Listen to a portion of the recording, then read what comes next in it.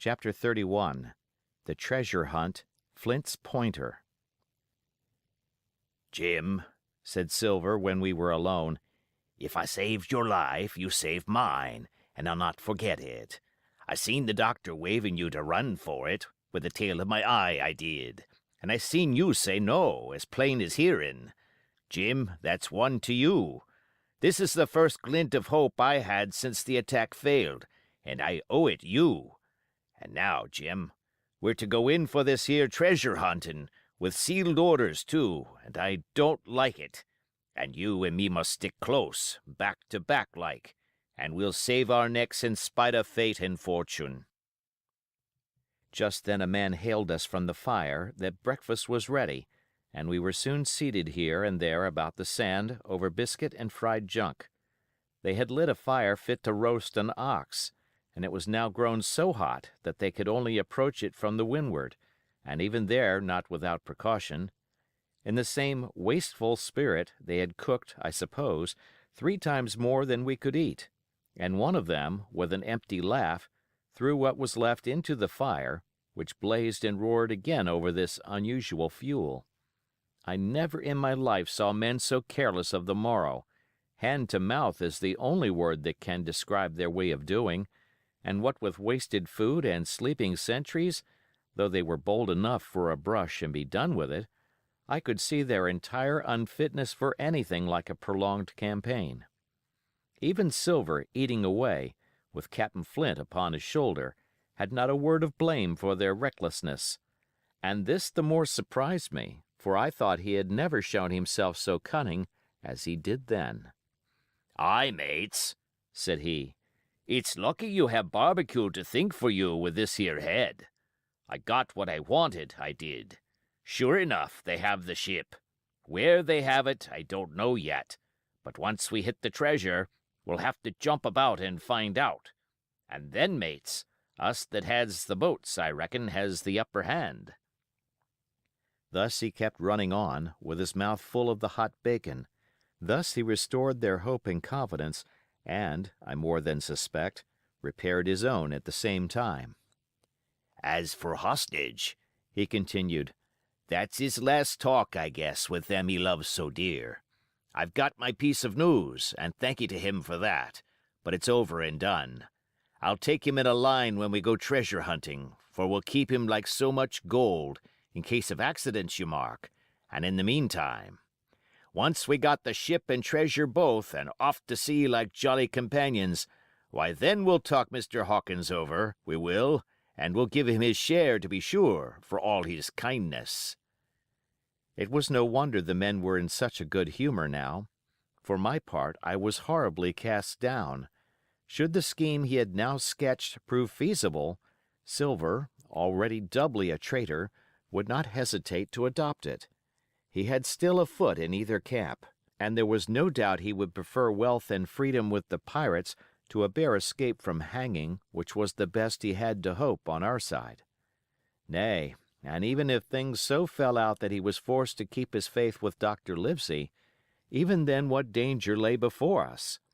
What a moment that would be when the suspicions of his followers turned to certainty and he and I should have to fight for dear life, he a cripple and I a boy, against 5 strong and active seamen.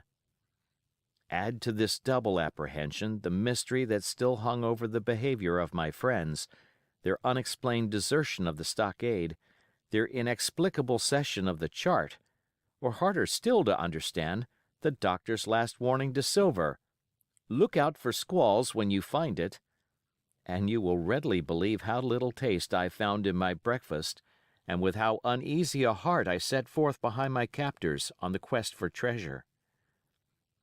We made a curious figure, had anyone been there to see us, all in soiled sailor clothes and all but me armed to the teeth. Silver had 2 guns slung about him, one before and one behind, besides the great cutlass at his waist, and a pistol in each pocket of his square-tailed coat. To complete his strange appearance, Captain Flint sat perched upon his shoulder and gabbling odds and ends of purposeless sea-talk. I had a line about my waist and followed obediently after the sea-cook, who held the loose end of the rope, now in his free hand, now between his powerful teeth. For all the world, I was led like a dancing bear. The other men were variously burthened, some carrying picks and shovels, for that had been the very first necessary they had brought ashore from the Hispaniola, others laden with pork, bread, and brandy for the midday meal.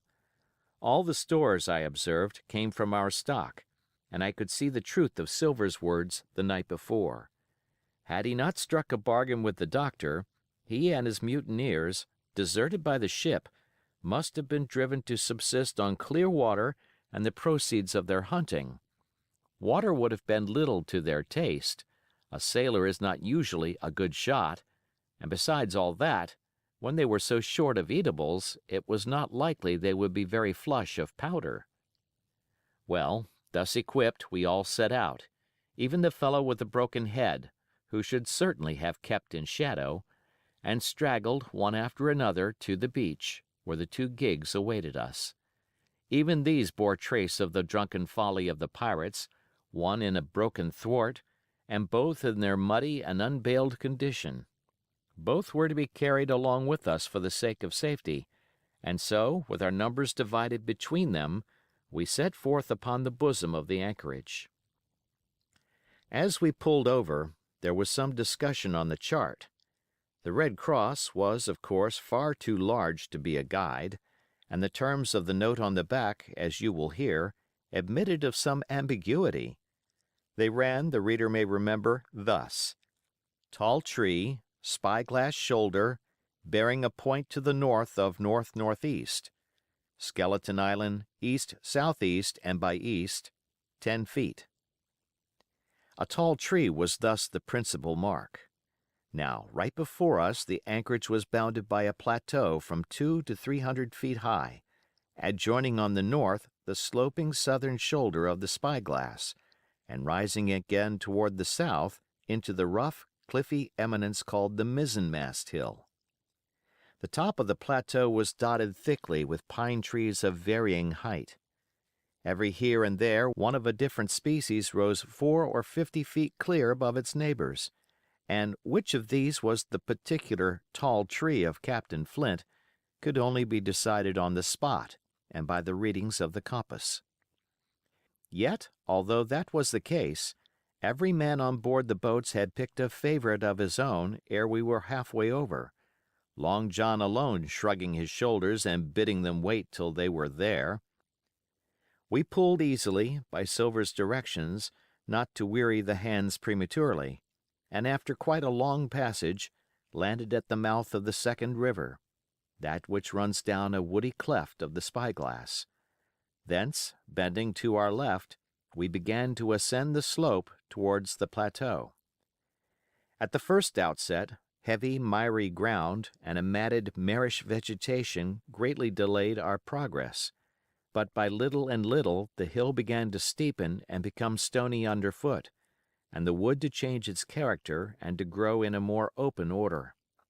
It was indeed a most pleasant portion of the island that we were now approaching. A heavy scented broom and many flowering shrubs had almost taken the place of grass.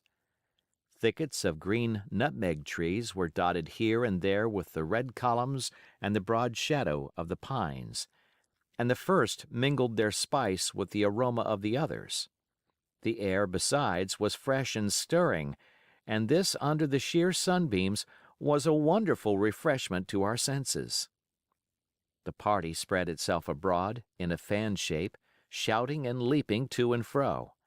About the center, and a good way behind the rest, Silver and I followed, I tethered by my rope, he plowing with deep pants along the sliding gravel. From time to time, indeed, I had to lend him a hand, or he must have missed his footing and fallen backwards down the hill. We had thus proceeded for about half a mile and were approaching the brow of the plateau, when the man upon the farthest left began to cry aloud as if in terror. Shout after shout came from him, and the others began to run in his direction. "He can't have found the treasure," said old Morgan, hurrying past us from the right, "for that's clean atop." Indeed, as we found when we also reached the spot, it was something very different. At the foot of a pretty big pine, and involved in a green creeper, which had even partly lifted some of the smaller bones, a human skeleton lay, with a few shreds of clothing, on the ground. I believe a chill struck for a moment to every heart. "He was a seaman," said George Merry, who, bolder than the rest, had gone up close and was examining the rags of clothing. "Leastwise, this is good sea cloth." "Aye, aye," said Silver, "like enough. You wouldn't look to find a bishop here, I reckon. But what sort of a way is that for bones to lie? 'Tain't in nature." Indeed, on a second glance it seemed impossible to fancy that the body was in a natural position. But for some disarray, the work perhaps of the birds that had fed upon him, or of the slow-growing creeper that had gradually enveloped his remains, the man lay perfectly straight, his feet pointing in one direction, his hands, raised above his head like a diver's, pointing directly in the opposite. "I've taken a notion into my old numbskull," observed Silver. "Here's the compass, there's the tip-top point of Skeleton Island, sticking out like a tooth. Just take a bearing, will you, along the line of them bones." It was done. The body pointed straight in the direction of the island, and the compass read duly, east, southeast, and by east. "I thought so," cried the cook. "This here is a pointer. Right up there is our line for the Pole Star and the Jolly Dollars. But by thunder, if it don't make me cold inside to think of Flint. This is one of his jokes, and no mistake. Him and these 6 was alone here. He killed 'em every man, and this one he hauled here and laid down by compass, shiver my timbers. They're long bones, and the hair's been yellow. Aye, that would be Allardyce. You mind Allardyce, Tom Morgan?" "Aye, aye," returned Morgan. "I mind him. He owed me money, he did, and took my knife ashore with him." "Speaking of knives," said another, "why don't we find his'n lying round? Flint warn't the man to pick a seaman's pocket, and the birds I guess would leave it be." "By the powers, and that's true!" cried Silver. "There ain't a thing left here," said Mary, still feeling round among the bones. "Not a copper jwat nor a baccy box. It don't look natural to me." "No, by gum, it don't," agreed Silver. "Not natural, nor not nice, says you. Great guns! Messmates, but if Flint was living, this would be a hot spot for you and me. 6 they were, and 6 are we, and bones is what they are now."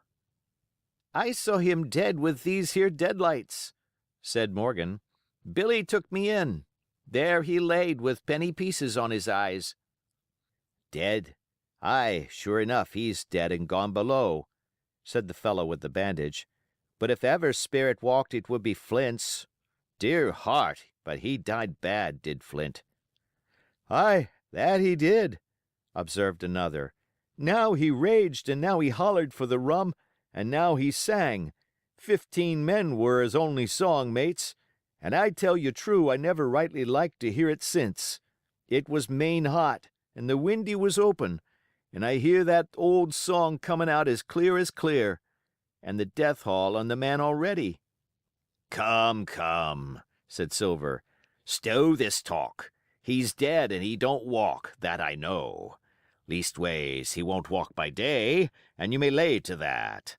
Care killed the cat. Fetch a head for the doubloons." We started, certainly, but in spite of the hot sun and the staring daylight, the pirates no longer ran separate and shouting through the wood, but kept side by side and spoke with bated breath. The terror of the dead buccaneer had fallen on their spirits. End of chapter.